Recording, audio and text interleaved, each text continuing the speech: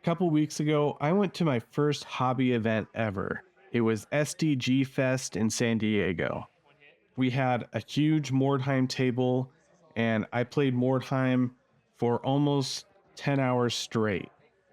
It was insane. It was a lot of fun. There were a lot of great miniatures.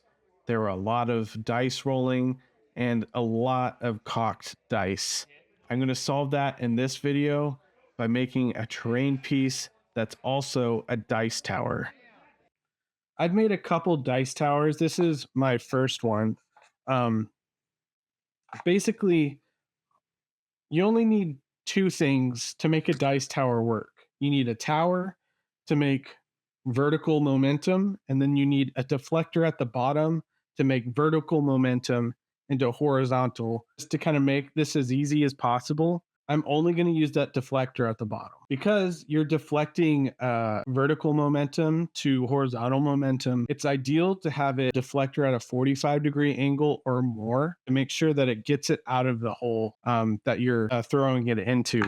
You create these warbands to experience Mordheim, and a part of that experience is the dice itself. I've been thinking about this dice tower for a couple weeks now, and I think having a fountain to give out omens, whether they're good or bad, is really thematic for Mordheim. We're going to build the Fountain of Omens today, and I'm really excited to see how this thing turns out. Honestly, I don't really know. Let's throw the dice and see what happens. The Fountain of Omens is going to be kind of like a monument to past and fallen heroes. It's going to have some figures of skeletons that have fought and probably died, and then behind that wall fountain there's going to be a giant chimney where we're going to be dropping the dice, and out of the mouth of this skeleton is going to be where the dice come out. I've beveled the back of this fountain to kind of help funnel the dice in. To make these miniatures, I'm grabbing some kits from my bits box. I used some Wargames Atlantic Oathmark skeleton, and I also glued down some other architectural features to glue these statues to. I mixed together a bunch of green stuff and milliput. I'm still pretty new to sculpting. I think one of the big problems with learning how to sculpt is I don't do it often enough to get used to the material before it ages isn't quite consistent enough to work with. So I decided to mix a bunch of this together and kind of layer over the fountain and then press in the statues and sculpt in some brick textures here with a rock and a sculpting tool. Kit bashing some statues, I was able to press them into this green stuff and sculpt around them, and I think it looked pretty convincing that this whole thing was kind of one piece carved into each other.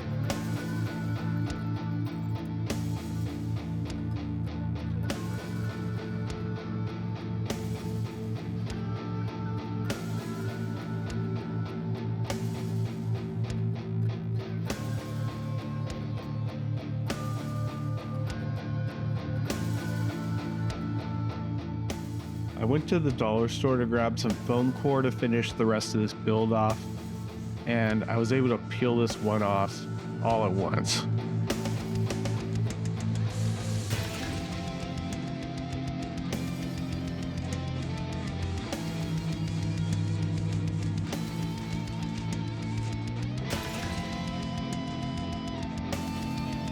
However, I was instantly humbled by the other side.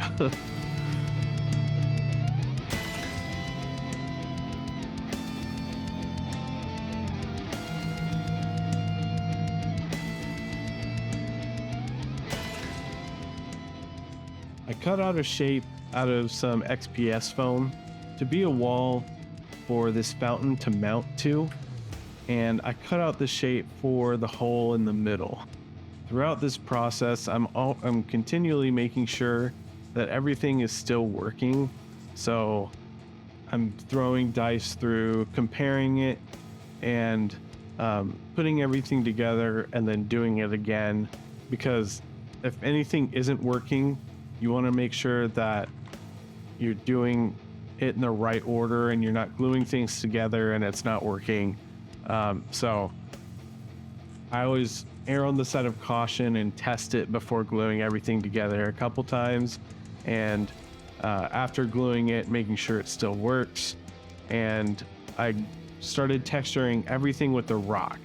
And when I'm doing this, I'm tending on the side of over texturing it. You want to press a little harder than you think you would want to, because when I lay in the bricks with my stamp tool later, it will kind of, it'll be much more subtle. Now I'm going to glue in some supports for the roof into this chimney, and I want it to make like a hexagonal, like half of a hexagonal building, inspired by Hagrid's house from Harry Potter. So I'm trying to keep these pretty evenly spaced. And then for the roof shapes, I was kind of going for like a spider web shape for each one to kind of have an inward scallop. And I think in the end, it looks really good and has kind of a unique silhouette. And I'm using cereal cardboard for this.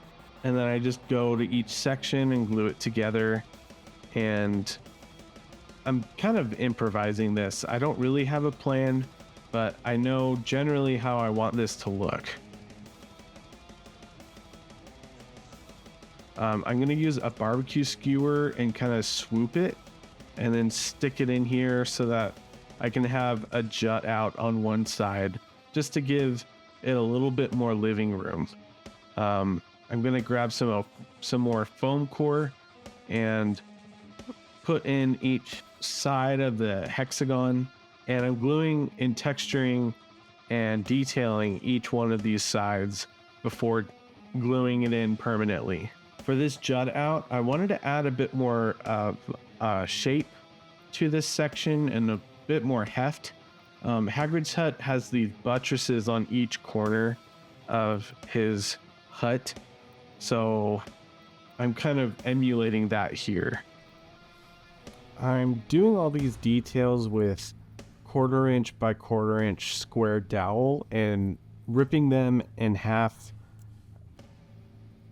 lengthwise so that it has a rough wooden texture. And the windows I'm using are from the original Mordheim set I got off eBay, and I recasted them using plaster and some resin, and each one has a different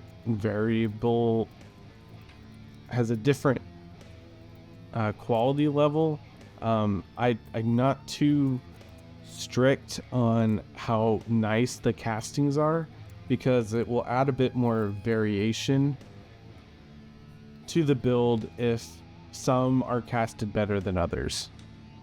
This is a ruined building after all. I'm adding some buttresses to the other corners here, and I cut a trapezoid that's really tall and cut a 45-degree angle on the back of it so that it can meet in to the corner, bevel the outside edge, and then separate each stone of the buttress with a rock and texture it all at once. I like this detail because although it looks like a buttress, it does kind of look like it's cobbled together with some cobblestones. So it's not super refined, but it adds a nice structure. And then I glued in a rounded door. This is from my building accessories STL pack, and that's a completely free STL pack on my Patreon. So if you're interested in that, go check that out. After getting the rest of that detailed, I decided to punch in the bricks, and I also added some buttresses over the Fountain of Omens to kind of help tie everything together. With some chipboard, I'm cutting out a tray to catch the dice. And honestly, I should have made this bigger. When I install this onto my board, I might change it, but we'll see how it goes.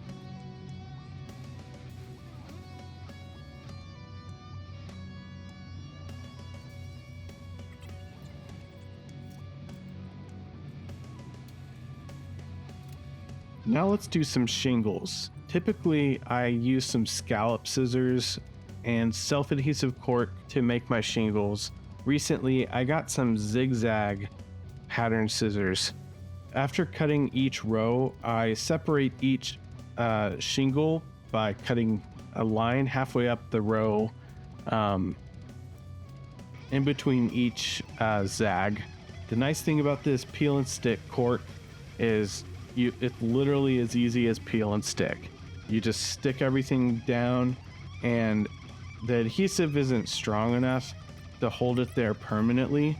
So when I go into the Mod Podge step, it will glue everything down and unify everything all at once. But it'll be tacky enough to keep it in place until you do that.